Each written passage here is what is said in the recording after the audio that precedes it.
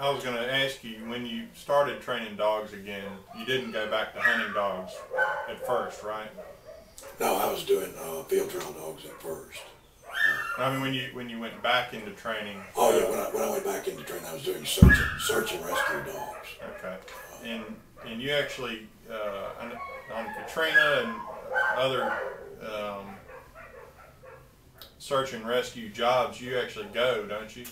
Yeah, I served with Tennessee Task Force 1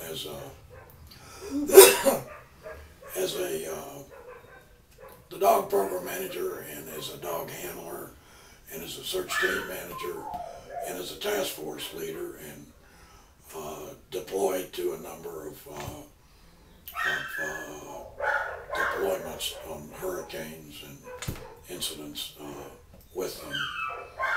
Have you ever gone overseas with on a search and rescue job? No, not yet. Haven't done that one yet. All domestic. All domestic. You did go down to New Orleans, didn't you?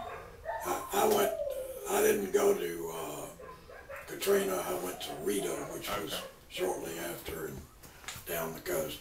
My son Robert went to Katrina. Okay. And typically their task forces are not going to deploy two family members on the same deployment. I see. Well, I know you're known as a British lab guy, and I've always understood there's not a separate species. British and American labs are not a separate species, are they? Oh no, I mean all the Labradors came from Britain originally. The Duke of Buccleuch and the Earl of Malmesbury back in the 1800s started the breed from some dogs that they had imported from Newfoundland, and all present-day Labradors come from that foundation stock, and Americans started importing them from England in the early 1900s, probably. Okay. So what's the difference between what somebody today would say, oh, that's a British lab or that's an American lab? Well, mainly temperament. The selective breeding in the two countries has diverged over the years, and we're tending to produce in the American pool, we're tending to produce a harder charging, a little more difficult to control dog than the British are. And to a great degree, that's a factor of the training cultures and the field trial cultures. In England, there are very few professional trainers. Most of the field trialers are individuals that are training their own dog and running it in field trials. Mm-hmm. Therefore, they need an easy-to-train dog because they don't have that set of training skills that a professional trainer does. Mm-hmm. Whereas in this country, a much higher percentage of field trial dogs are run by professional trainers that do have the skills to manage a higher drive dog, shall we say. Okay. And you actually get some of your dogs from England, right? Oh yes.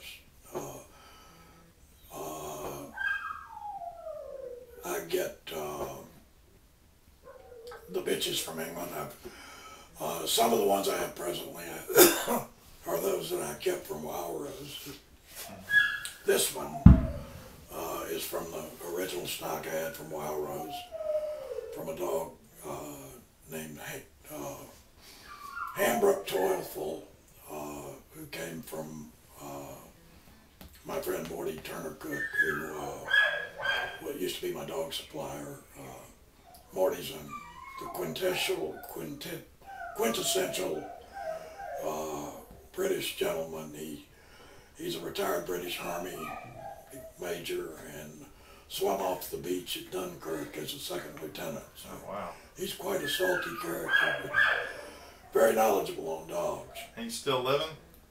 Still living. Wow. Yeah. So, how often do you travel to England? Oh, every 2 or 3 years. I'm getting ready to up that. I'll probably be going in April or May of this year, and again in the fall. I've lined up several dogs to purchase over there that I'll be bringing back, and I like to go over and get them myself and bring them back. And I'm also be bringing back a couple of bitches that I've had bred over there. You hunt over in England any? Oh yes, it's a lot of fun. Got to take lots of shotgun shells with you. They shoot a lot of birds. High and fast. Yeah, and that's what makes their dogs calm. On the driven shooting, you might see 100 birds shot in 15 minutes in fairly close proximity, and they'll be falling all over the place, and the dog's got to sit there and be still. A dog that's very reactive just cannot learn to do that. So it takes a calm dog. I've seen a bird hit the ground, bounce into the shoulder of a dog, and the dog stays sitting there in one of those shoots. So that's a calm dog. Yeah. Getting fur everywhere. Yes. Well, they do shed a little. Yeah. My house has black fur all over. Yes. Well, this is fox red fur.